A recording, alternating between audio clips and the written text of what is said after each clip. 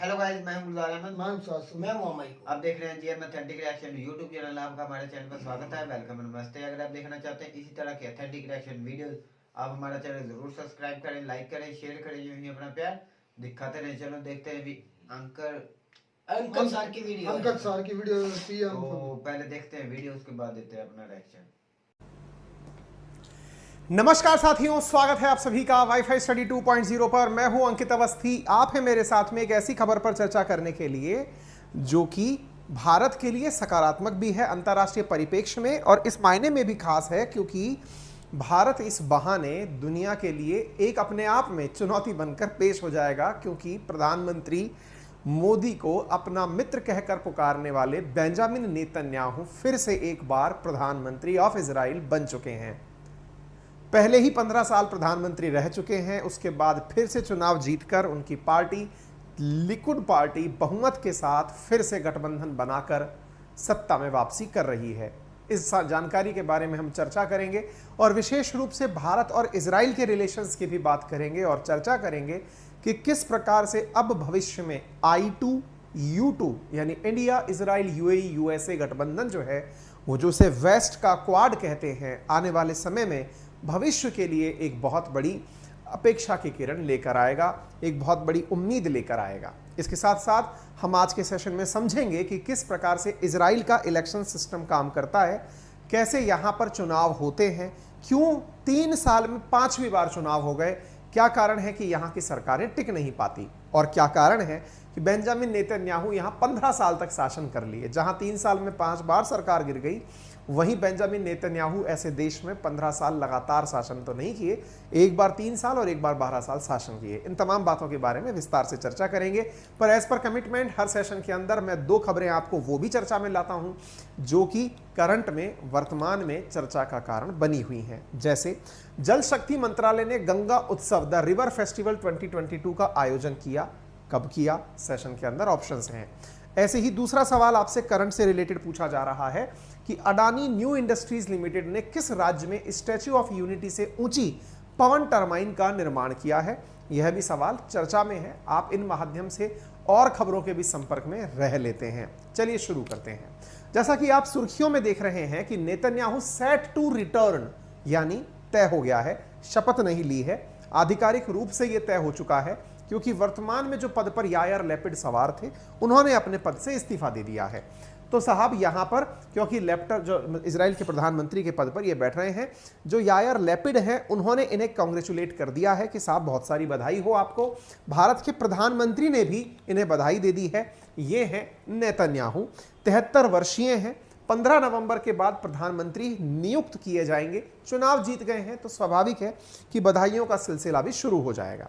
हम इस बारे में आगे बढ़ें उससे पहले मैं आपको कुछ बेसिक जानकारी यहाँ के बारे में देना चाहूँगा।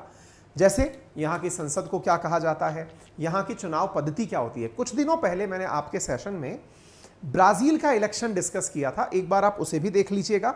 इसी के तर्ज पर मैं आज आपके साथ में इजराइल का इलेक्शन डिस्कस कर रहा हूँ, आप इसे भी समझ लीजिए क्योंकि ये भी काफ़ी ज़्यादा सुर्खियों में होने वाला है। चलिए बढ़ते हैं, इस बात को समझने का प्रयास करते हैं। जब बात हो नेसेट की तो इसका क्या तर्क है मैं आपको बताता हूं। जैसे हमारे यहाँ संसद पार्लियामेंट है, ब्रिटेन के अंदर आप वेस्टमिंस्टर पार्लियामेंट के नाम से जानते हैं। एग्जैक्टली इजराइल के अंदर जो नेसेट है, यहाँ पर चुनाव कैसे होते हैं ये हम आपको थोड़ा समझाने का प्रयास करते हैं। हम लोग जानते हैं जैसे कि राजस्थान की विधानसभा में 200 सीटें हैं, लोकसभा में 543 सीटें हैं। इनके यहाँ की जो central assembly that is Knesset है, उसके अंदर 120 सीटें हैं। स्वाभाविक है, बहुमत जिसका होगा उसी की सरकार होगी। तो बहुमत का आंकड़ा हुआ 61 जिनके पास नंबर ऑफ पार्लियामेंटेरियन हुए या सांसद हुए, वो सरकार बनाने में कामयाब हो जाएंगे। तो फिर ऐसा क्यों होता है कि यहां पर किसी भी एक पार्टी को बहुमत कभी नहीं मिला। जब से देश बना है आज तक किसी को भी पूर्ण बहुमत नहीं मिला। इसके पीछे की बात समझते हैं। यहां पर आपके सामने कुछ लोगों के नाम लिखे हैं और उनके सामने आप यहां पर कुछ पार्टीज के नाम लिखे हैं और आपके उनके सामने नेताओं के नाम लिखे हुए हैं। जैसे नाम लिखा है लिकुड पार्टी का, लिखा है यस एथिड पार्टी का, रिलीजियस जियोनिस्ट, नेशनल यूनिटी, ये कुछ पार्टीज के नाम हैं। सर इतनी सारी पार्टी? जी हां, यहां का देश लगभग 1 करोड़ के आसपास की आबादी, इस देश के अंदर चुनाव का जो सीन है वो मल्टी पार्टी सिस्टम है। मल्टी पार्टी सिस्टम को आप आसान भाषा में ऐसे समझें कि 120 सदस्यों के लिए चुनाव में पार्टी उतरती हैं, व्यक्ति नहीं उतरते। मतलब जैसे आपके क्षेत्र में संसदीय चुनाव जब होंगे तो संसदीय चुनाव के एमपी के प्रत्याशी के रूप में कई लोग चुनाव में उतरेंगे। आप उन्हें चुनेंगे, उनके व्यक्तिगत जो पहले कारनामे रहे हैं उनके आधार पर सकारात्मक नकारात्मक विश्लेषण करेंगे और चुनाव में उन्हें जीत या हार का सामना कराएंगे। एग्जैक्टली इनके यहाँ क्या होता है, यहाँ जब इलेक्शन होते हैं तो इन इलेक्शंस में पार्टी चुनाव में उतरती हैं। उदाहरण के लिए आसान भाषा में यूं समझिए कि कांग्रेस चुनाव में उतरे, राहुल गांधी जी या फिर कोई और नेता नहीं। इसका अर्थ क्या हुआ कि पार्टी को वोट दीजिए। अब पार्टी को वोट दे दिया, उसका क्या फायदा हुआ?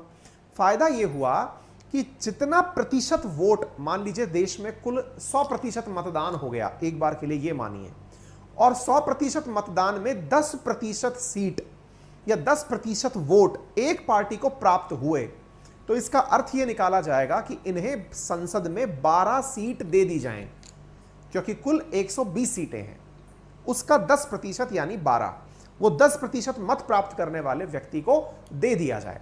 फिर आप पूछेंगे ऐसे तो वो किसी को भी खड़ा कर देगा? नहीं, पार्टी अपने द्वारा एक प्रेफरेंशियल लिस्ट बनाती है, उसमें बताती है कि मैं अगर पार्टी एज ए चुनाव जीतकर आती हूं तो इन लोगों को अपने यहां पर सांसद नियुक्त करूंगी।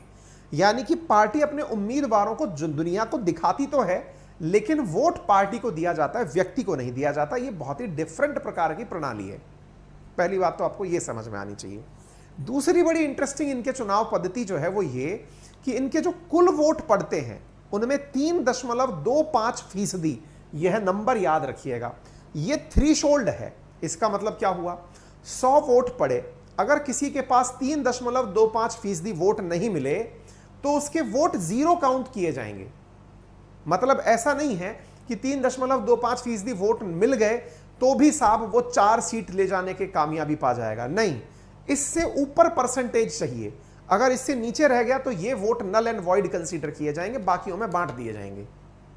इसका अर्थ ये निकला कि यहां पर पार्टी सिस्टम काफी प्रबल है। उम्मीद है आपको ये बात समझ में आ गई, और अगर ये बात समझ में आ गई तो यही वो कारण है जिसके चलते यहां पर आज तक कोई भी पार्टी पूर्ण बहुमत लेकर नहीं आ पाई। क्यों? क्योंकि हर व्यक्ति का अपना, मतलब या फिर ये मान लीजिए कि सोच के आधार पर पार्टियों का निर्माण हो रखा है और हर पार्टी अपना किसी ना किसी प्रकार का एजेंडा स्थापित करने में कामयाब हो जाती है और इतना परसेंटेज वोट तो ले ही आती है। अगर हम भी अपने देश में देखें तो जो बहुमत के साथ पार्टी सत्ता में आती है उसके अगेंस्ट जितनी भी पार्टियां हैं वो भी पार्टी के अंदर कहीं ना कहीं रोल लेती हैं। अच्छा, फिर जो सरकार के अंदर जीतकर लोग आते हैं फिर वो कोएलिशन बनाकर सरकार बनाते हैं, यानी गठबंधन के साथ सरकार बनाते हैं। ठीक है, तो ये अपने आप में एक बात है कि 61 सीटें जिसके पास मेजॉरिटी में आ जाएं, ऐसा आज तक 1949 से लेकर नहीं हुआ है। इजराइल के बारे में आपको पता होना चाहिए, काफी ज्यादा विवादित स्थान के रूप में अरब वर्ल्ड के लिए ये रहा है, क्योंकि माना जाता है कि पहले जिस जगह पर आज इजराइल है यहां पर पैलेस्टाइन हुआ करता था। फिलहाल चर्चा कर लेते हैं बेंजामिन नेतन्याहू की, और चर्चा करेंगे कि इनके आने से भारत की दोस्ती पर क्या प्रभाव पड़ेगा। तो नेतन्याहू पहली बार 1996 से 1999 के लिए 3 साल के लिए प्रधानमंत्री चुने गए थे। अच्छा, एक जानकारी मैं और दे देता हूं, यहां की जो संसद का कार्यकाल है वो 4 साल का रहता है, यानी एट ए टाइम 4 ईयर्स के लिए संसद चलती है। जैसे अपने यहाँ 5 साल का संसद का कार्यकाल होता है, बिल्कुल वैसे ही ये दूसरी बार प्रधानमंत्री बने वर्ष 2009 से लेकर के 2021 के बीच में, और 12 साल 74 दिन तक प्रधानमंत्री रहे। ये लिकुड पार्टी से बिलोंग करते हैं। जैसे हर राजनेता एक पार्टी का नाम लेता है, ऐसे ही इनकी पार्टी का नाम लिकुड पार्टी है। ये राइट विंग पार्टी है। हमने आपको जब ब्राजील वाला केस डिस्कस किया था तब बताया था कि वहां पर जो लूला नाम के व्यक्ति राष्ट्रपति चुनाव जीते हैं वो लेफ्टिस्ट पार्टी से हैं, और हमने ये भी बताया था कि लैटिन अमेरिका में 6 देश ऐसे हो गए हैं जो लेफ्टिस्ट सरकार चला रहे हैं, है ना।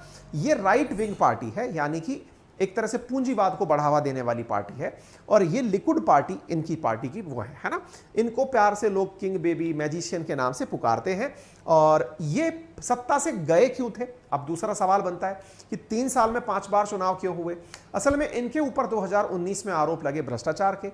इनके विरोधियों ने आपस में गठबंधन बनाया, इनको सरकार से गिराने का प्रयास किया, लेकिन चुनावी जानकार हैं, राजनीति अच्छे से समझते हैं, इन्होंने उनकी ही गणित बिगाड़ दी। इनकी जगह बनकर के जो नफ्ताली बेनेट आए, यायर लैपिड आए, उन सबको पद से हटना पड़ा, फाइनली ये सरकार के अंदर वापसी कर गए हैं। उम्मीद है आप ये जानकारी समझ गए हों। अब बात करते हैं भारत के साथ में इनके रिश्तों की। तो ये जानकारी प्राप्त कर लीजिए कि प्रधानमंत्री ने इन्हें बधाई दे दी है। बधाई देने के पीछे का बड़ा कारण क्या है? क्योंकि असल में प्रधानमंत्री नरेंद्र मोदी ने भारत के वो पहले प्रधानमंत्री बने जिन्होंने इजराइल की यात्रा की थी। और तो और जब ये नेतन्याहू इंडिया आए थे तो प्रधानमंत्री इन्हें रिसीव करने एयरपोर्ट तक गए थे, प्रोटोकॉल तोड़कर, जिसे इन्होंने अपने चुनावी कैंपेन में भी दिखाया था नेतन्याहू ने कि देखिए इंडिया मुझे कितना पसंद करता है। ठीक है, तो इस तरह से दोनों एक दूसरे के काफी जानने मानने वाले रहे हैं, इसलिए ये दोनों एक दूसरे को मित्र कह के संबोधित करते हैं। उम्मीद की जा रही है कि इजराइल जब भारत के साथ व्यापारिक रिश्ते आगे बढ़ाएगा तो भविष्य में अब इनकी यात्रा के साथ फ्री ट्रेड एग्रीमेंट भारत के साथ आसानी से कर पाएगा। आने वाले समय में इन चीजों के बारे में कभी डिटेल से चर्चा की जाएगी। सेशन की शुरुआत में मैंने आपसे 2 सवाल पूछे थे। गंगा उत्सव के बारे में पूछा था, 4 नवंबर से शुरू किया गया है। 4 नवंबर से मेजर ध्यानचंद नेशनल स्टेडियम नई दिल्ली से शुरू हुआ है गंगा उत्सव के नाम से। और अडानी ने हाल ही के अंदर स्टैच्यू ऑफ यूनिटी से लंबी ऊंची जो विंड टरबाइन है वो मुंद्रा के ऊपर लगाई है, गुजरात के मुंद्रा नामक स्थान पर लगाई है। फिलहाल के लिए इतना ही। मेरा रेफरल कोड है अंकित 10, जिसके माध्यम से आप अनअकैडमी पर पा सकते हैं 10% तक का डिस्काउंट। 6 तारीख को होने जा रहा है एक टेस्ट जिसका लिंक कमेंट बॉक्स में दिया गया है। फ्री टेस्ट है, इसमें आप पार्टिसिपेट करके एसएससी और बैंकिंग के अंदर बेहतरीन उपहार और बढ़िया कंपटीशन फील कर सकते हैं। Thank you so much. Netanyahu फिर भी बन गए, उनके हमारे जिस तरह प्राइम मिनिस्टर या प्रेसिडेंट है उनके मुल्क के जो हेड हैं बन गए 30 मरतबा या 34 मरतबा गालिबन। पहले 15 साल से कर रहे हैं, काफ़ी अरसे से हम इन्हें देख रहे हैं कि यही है उनके वहाँ के प्राइम मिनिस्टर जो भी हैं, लंबे अरसे से काफ़ी अरसे से देख रहे हैं। मैं जब से सुना यही चलते आ रहे हैं। बात ये नहीं कि वो प्रधानमंत्री बने या प्राइम मिनिस्टर बने या जो भी बने, बात यह है कि हम वीडियो के दौरान भी एक हमारी डिस्कशन थोड़ी सी हुई तो भाई गुलजार कह रहे थे कि यार ये जो इंडिया के लोग हैं या इंडिया का जो मुल्क है इसकी 5 घी में है। मतलब एक माकूला है ना, जिस तरह कहते हैं कि इसकी 5 घी में है, ये हर लिहाज से फायदे में है। देखें ऑस्ट्रेलिया मुल्क अच्छा है तो इंडिया के उसके साथ अच्छी तल्लुकात हैं। जापान अगर अच्छा है तो इंडिया के साथ उसके तल्लुकात अच्छे हैं। यूएस अगर सुपर पावर है तो इंडिया के साथ उसके तल्लुकात अच्छे हैं। इजराइल टेक्नोलॉजी में सबसे आगे जा रहा है तो इंडिया के तल्लुकात उसके साथ अच्छे हैं। कोई ऐसा मुल्क इंडिया ने नहीं छोड़ा। और देखें अब यूएई, सऊदी अरबिया, रशिया देख लें, कितने बड़े से बड़े मुल्क हैं, अच्छे से अच्छे मुल्क, जहाँ जहाँ से उनको जिधर जिधर से अपना फायदा नजर आता है, उधर उधर उनके तल्लुकात अच्छे। और ये स्पेशली इजराइल के मामले में, इजराइल तो उनका इस तरह समझो कि इस तरह इजराइल और रशिया जो है राइट हैंड है इंडिया के, दोनों कंट्रीज ये राइट हैंड है इंडिया के लिए। और देख इजराइल और इंडिया की रशिया की आपस में थोड़ी बहुत खुन्नस भी है मसला है, लेकिन इसके बावजूद उन्होंने रशिया को देख ले, रशिया को अपनी जगह पर रखा हुआ है, इजराइल को अपनी जगह पर रखा हुआ है, ईरान को अपनी जगह पर रखा हुआ है, जो सऊदी अरब को अपनी जगह पर रखा हुआ है, चाइना को अपनी जगह पर रखा हुआ है, यूएसए को अपनी जगह पर रखा हुआ है। ये होती है असली पॉलिसीज। इस तरह फॉरेन पॉलिसीज बनती है कि किस तरह। और यकीन इस खित्ते में क्या मैं कहता हूँ पूरी वर्ल्ड में जो सबसे ज्यादा बेनिफिशियरी मुल्क है या सबसे ज्यादा जिसको फायदा हो रहा है, जिस मुल्क का सबसे ज्यादा मुल्कों के साथ ताल्लुकात है, बिजनेस है, वो इंडिया है। वरना हर कंट्री का कभी न कभी खुन्नस होती ही है। तो हर कंट्री का कोई ना कोई मसाला है। इस वक्त जो पूरे खित्ते में, पूरे वर्ल्ड में है ना, वो जो फायदा उठा रहा है वो इंडिया ही है। तो ये इंडिया के लिए ये भी अच्छा है। इसीलिए तो भाई रुखसार भाई इंडिया तरक्की कर रहा है। और इसलिए तो वो कह रहे हैं पीओ को ले गए, उनका किसके साथ तल्लुकात नहीं खराब, इसलिए तो वो आजकल पूरे वर्ल्ड में वो बोल रहे हैं। जब आजाद कश्मीर से 1-2 आवाजें उठेगी तो समझो पीओ के गया। इंडिया की इतनी पुलिस स्ट्रांग है, उसकी इतनी लॉबी पूरे वर्ल्ड में स्ट्रांग है कि समझो 1-2 आवाजें उठी, 1-2 इhtजाज हुए तो समझो पीओ के गया। लेकिन सबसे बड़ी चीज इनकी पुलिस मुझे ये जो नजर आई ना, इनकी खारजा पुलिस आजाद है। इनकी आर्मी या किसी भी इंटरनल जो कोई इदारा ना, वो सिर्फ इंटरनली अपने मुल्क को संभाल रहा है। वो फॉरेन पुलिस पर इफेक्ट नहीं होता उनका इतना, वो अपने लिहाज से फॉरेन पुलिस करते हैं। उनके इस वक्त कोई मुल्क इसको उस पर दबाव नहीं डाल सकता। जैसे अमेरिका पाकिस्तान को चला रहा है तो इस इंडिया को कोई दबाव में नहीं ला सकता। और वो किसी की मानते नहीं। जो एस जयशंकर है इंडिया के फॉरेन मिनिस्टर, उसके बयान नहीं देखे कि पूरे वर्ल्ड को भाई यूरोप में बैठ के वो कहता है कि हम रशिया से लेंगे, वो रशिया का और आपका तल्लक मसला आपका है। यार वो हमारा कर्जा ही नहीं किसी मुल्क में उनके कर्जा ही नहीं है ना, भाई इसलिए वो कर्जा ही- आके फाड़ फाड़ के देख भाई रहा था, बातें कर रहे कर्जई थे। भी छोटे जो मुबालक होते हैं उसको भी वो इतना अच्छे ताल्लुकात नहीं बना सकते जैसे इंडिया के ताल्लुकात है पूरे वर्ल्ड भाई में। अगर पाकिस्तान की तरह कर्जा लिया होता ना इतना ज्यादा IMF से कर्जा लिया भाई, होता जैसे तो फिर ना बात करते। एस.जे. शंकर साहब का बयान देते हैं ना, डट कर देते हैं। तो भाई उसको पता है मेरे पीछे बहुत ज्यादा इंडियन की ताकत है, इसलिए भाई बोलते स्ट्रॉन्ग हैं। मुल्क है इसलिए वो बोलता है। इसमें हम और रिएक्शन ये बेहतर है हमारे लिए कि भाई इंडिया की पांचों कीमियां हैं, मतलब हर लिहाज से चारों तरफ एक होता है तो एक पांचवी साइड भी होती है जो एंड वाली होती है, उसके लिहाज से भी इंडिया फायदे में है। हकीकत बात है, ये हमको बढ़ा चढ़ा के नहीं बात कर रहे हैं, हमारा एनालिसिस हमारी बातें जो हमें देख रहे हैं हम पूरे खित्ते में वो हमें नजर आ रही हैं कि इस वक्त सबसे ज्यादा जो बेनिफिट या फायदा उठा रहा है वो सिर्फ एक इंडिया है, और सबसे ज्यादा जो इस वक्त जो घाटे में जा रहा है वो सिर्फ पाकिस्तान है।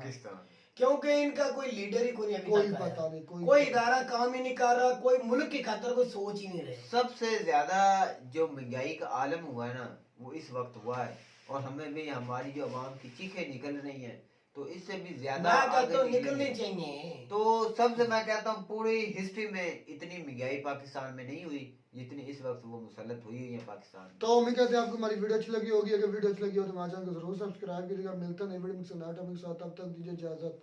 अल्लाह हाफिज।